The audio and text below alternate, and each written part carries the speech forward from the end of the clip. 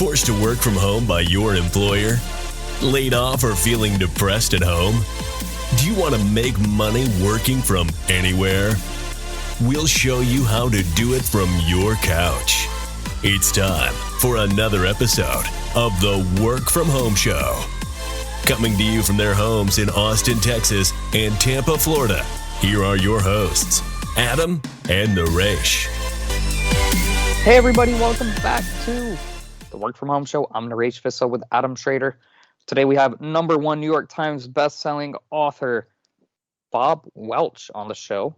You may have heard some of his popular books, including Easy Company Soldier, The Legendary Battles of a Sergeant from World War II's Band of Brothers, as well as 52 Little Lessons from It's a Wonderful Life, and the new book, Saving My Enemy, How Two World War II Soldiers Fought Against Each Other and Later Forged a Relationship That Saved Their Lives. He is the founder of Beachside Writers Workshop. Bob Welch, thank you so much for joining us on the Work From Home Show. I'm honored to be on. Thank you so much. Well, I want to start because you're a military historian, but you also wrote a book about It's a Wonderful Life. I think one of the greatest movies ever made. And it was it came out way before my time. I saw it in elementary school and was touched by it. Then I saw it again as an adult and was touched by it. We'll talk about that a little later, but let's start with your origin story and your journey of how you became a New York Times best-selling author. Fill us in, and also how you got interested in military history.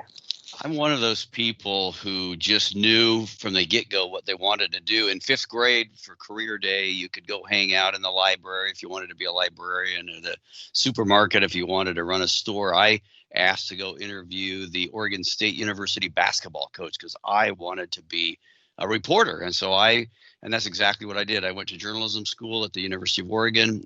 I became a reporter. I became a features writer. I became a columnist for 3 different newspapers here in the Northwest. And at one point I had an opportunity to, a publisher actually called me and wondered if I wanted to sort of create a book out of some of my columns. And I did so. And then I wrote a column about a World War II nurse, the first nurse to die after the landings at Normandy.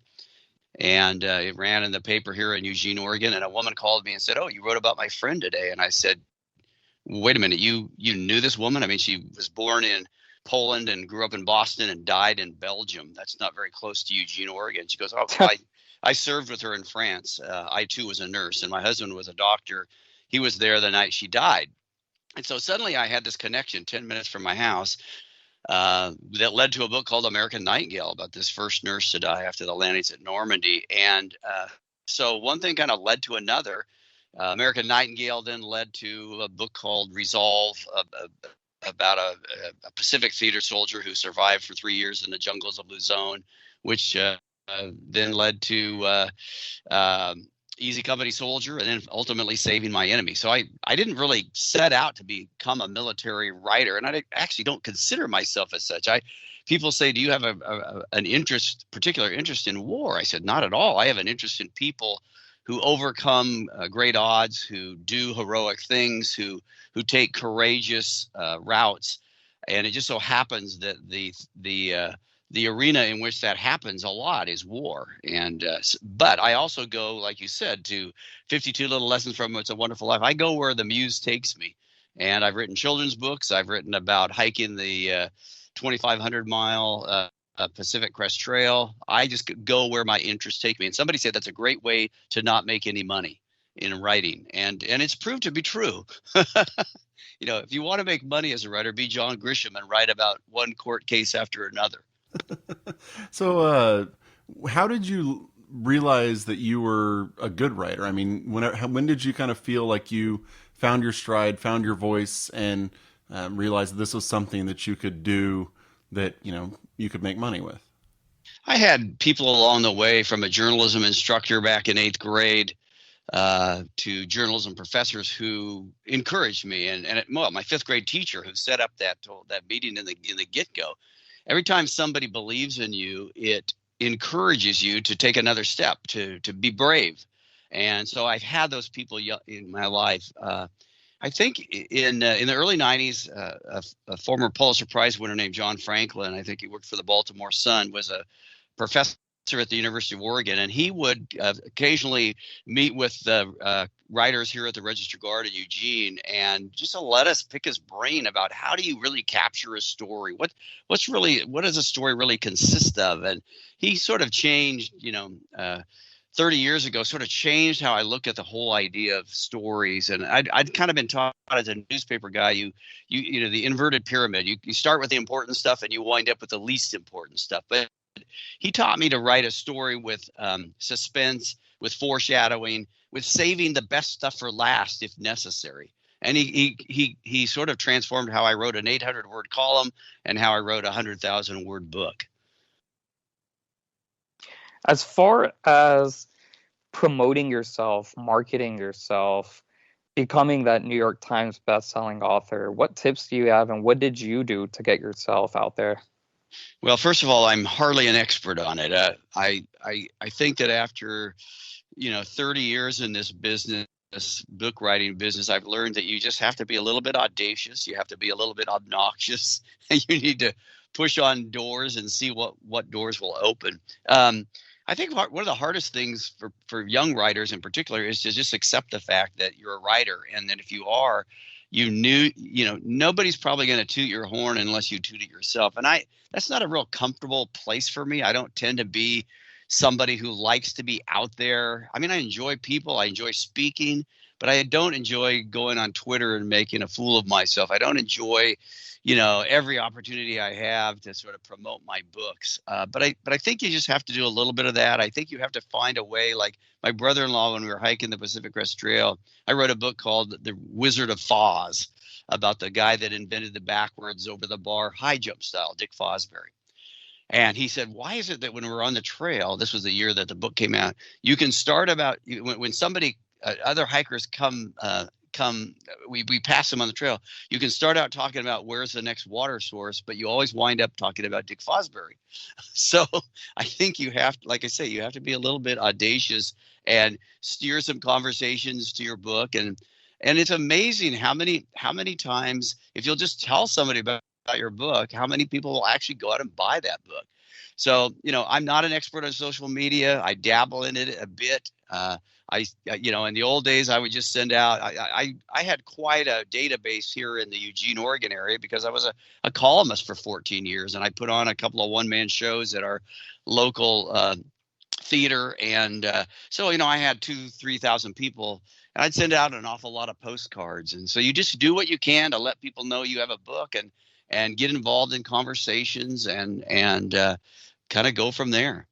Now, your latest book, you're Saving My Enemy, you talk about 2 World War II soldiers. Now, as you're researching this stuff, and especially kind of moving forward, and for people who want to write about more historical things, as the soldiers aren't really around anymore, how do you source the material that's older and come about crafting a story about that?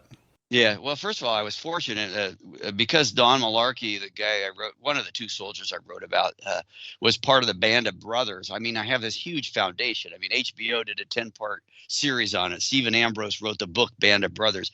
So I know the basis of this story. But the Saving My Enemy has a sequel to it that's quite amazing, and that is that Don Malarkey winds up befriending a German soldier 60 years after the Battle of the Bulge in 2004. And they not only become friends, but they basically wind up saving each other's lives, because each of them is just racked with PTSD from the war. Don Malarkey, the American, from having killed so many German soldiers, including one who was only 16 years old, and Fritz Engelbert from having been a pawn of Adolf Hitler, and he feels all of this shame. But when they meet each other over beers in Bastogne, they forgive each other, and they realize, wow, this guy's my enemy, but he's just like me. And that forgiveness leads to a friendship for them, and this amazing legacy, a closeness among their children. The 2 sons of Fritz Engelbert are like the older brothers that Marion McNally, Dawn's daughter, never had. And so this story, I had the foundation, and then you just start pushing on every door to find information. In this case, letters, photographs from the past, talking to his sons, and just being an absolute workhorse when it comes to reading other material about the time and the place and the circumstances that you're writing about. And you basically take all of these puzzle pieces and you put them together and you have a book. American Nightingale, all I knew about Frances Slanger was that she wrote a beautiful letter honoring the American GIs, and literally and sent it to a Stars and Stripes newspaper from Belgium in 1944. And then the next night she was killed in a shelling. I mean, I saw that. I could go online back in the early 2000s and find that story, but there were no more than 5 other online references to her at the time. But you just start talking to people how can I find the other nurses? Would any of the other nurses still be alive? What about the males, the doctors, the privates that were around her? How can I find them?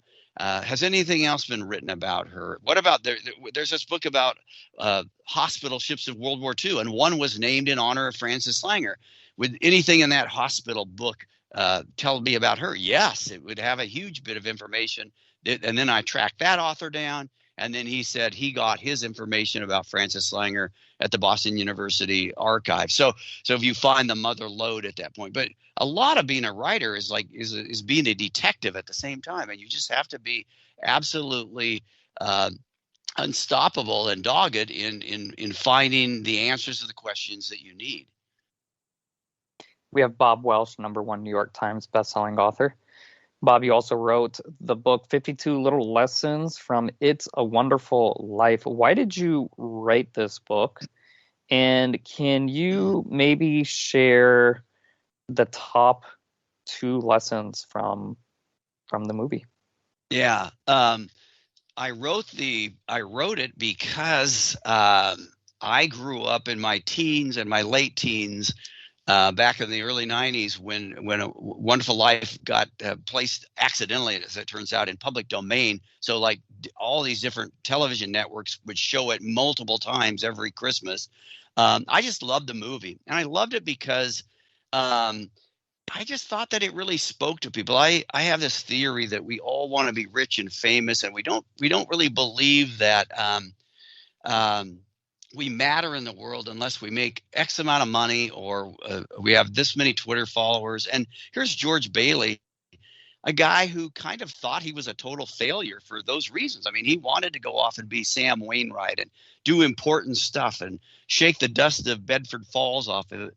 And the story, the moral of the story is that in the end, he had this amazing life. He had an impact on hundreds of people, maybe even thousands of people in Bedford Falls, and he didn't even notice it.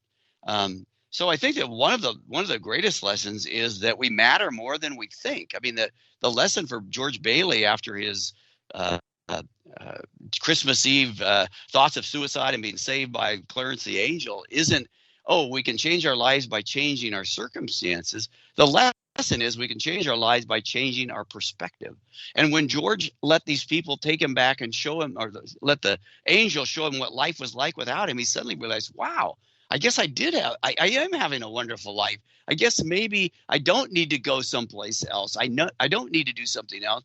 I guess maybe I can find my contentment right here amidst the people who are around me. So I think that's probably the most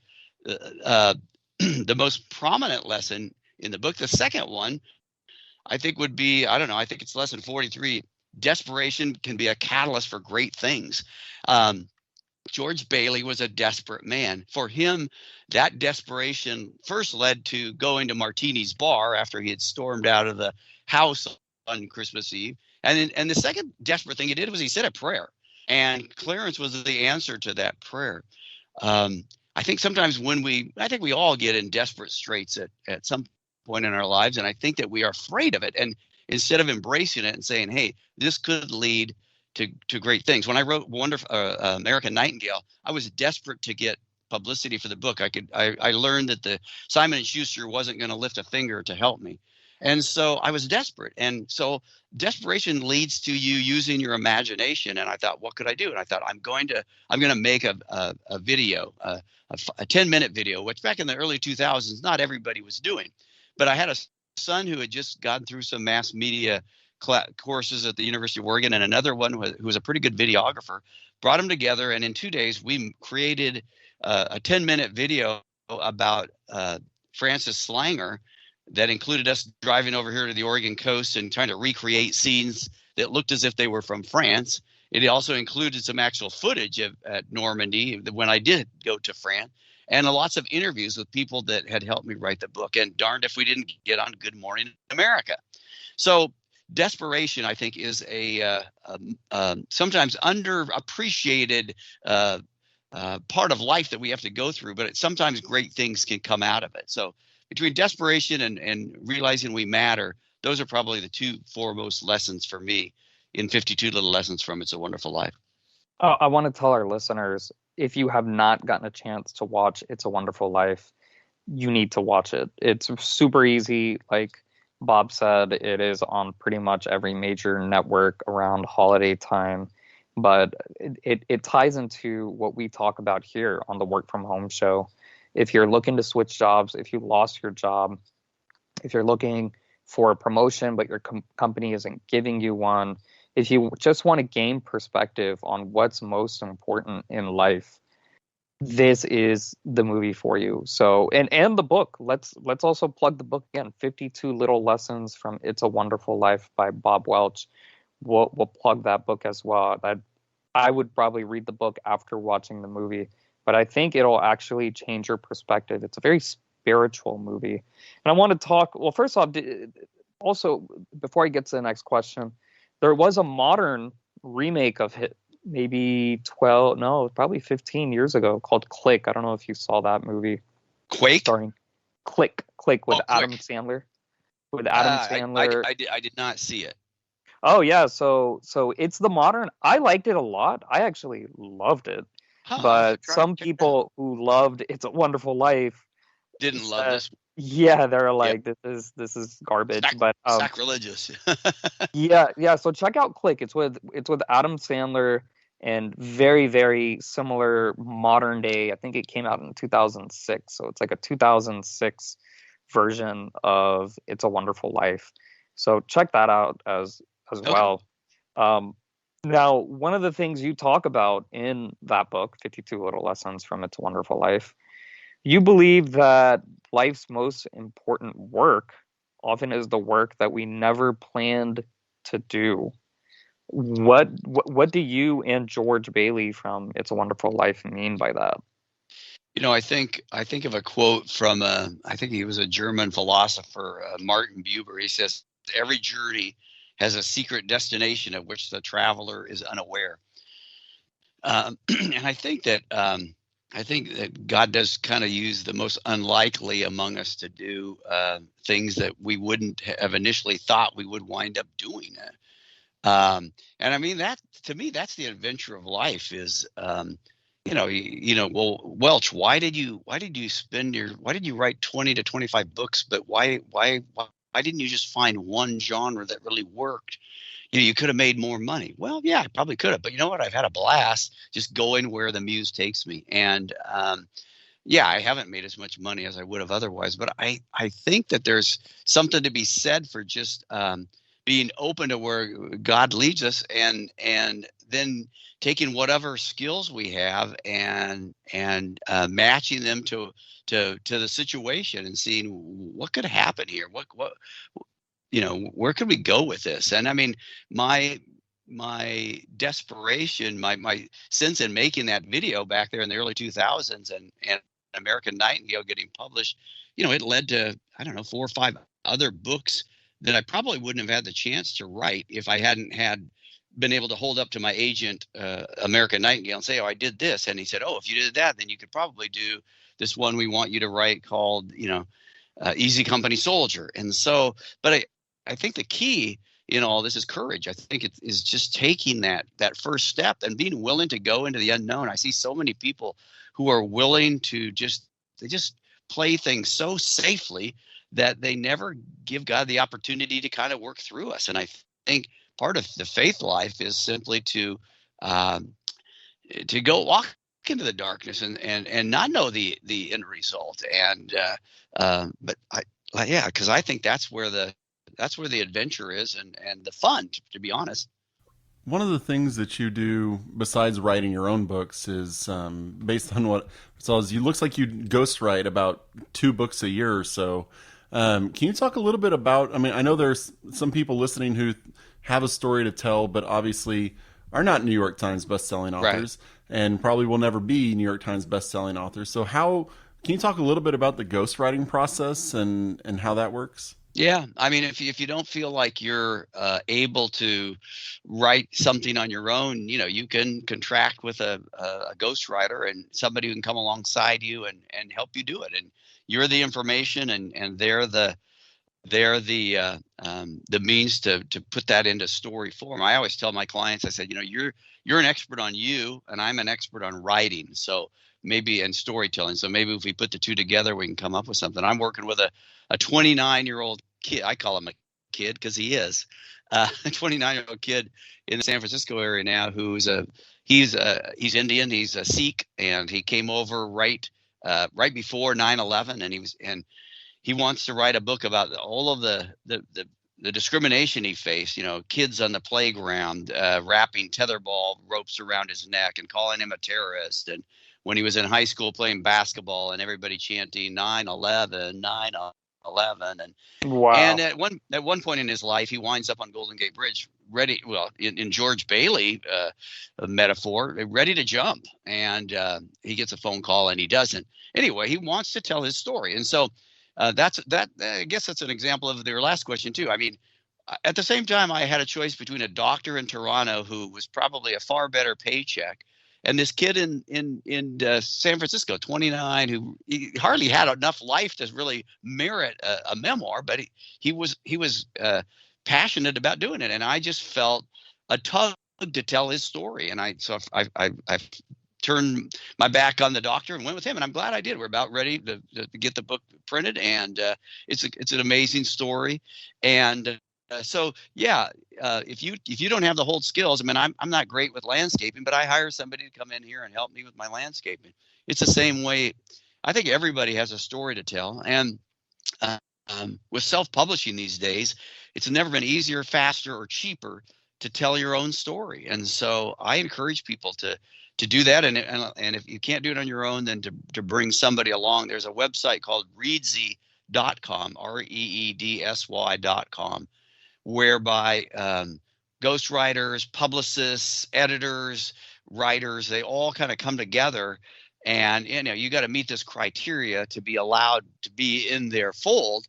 But if you're somebody who has a need of an editor or a writer, you can go on there and see what other people have to offer, and you can literally all online. You can sort of say, yeah, I'd like to. Here's what I'd like to do, and then you, as the editor or the ghostwriter, you can say, okay, I'll do it for you for X amount of money. It's kind of cool. I mean, I'm among those who are on there, and but I'm up to my ears in projects too. So really enjoying the process. Now, you also founded the Beachside Writers Workshop. Can you tell a little bit? You hold workshops that have had over 1,000 people come and see them. What are some of the main tips that you kind of like the core tenets that you focus on in those workshops that people who are starting and getting into writing really need to look into? Yeah. First of all, one small correction. I've had over 1,000 students, not all at once though. Usually about 60 is the most that we ever have at once. But anyway, here's what I tell people. If you really want to be a writer, first you've got to be a reader. You can, again, I'm sure there's always exceptions to all of my rules, but for the most part, just you need to be a voracious reader. You need to see how other people do it. If you're going to be a soccer player, you need to watch soccer games and see how the experts do it. So I say read. I say read, and then read books on writing, on the subject of writing.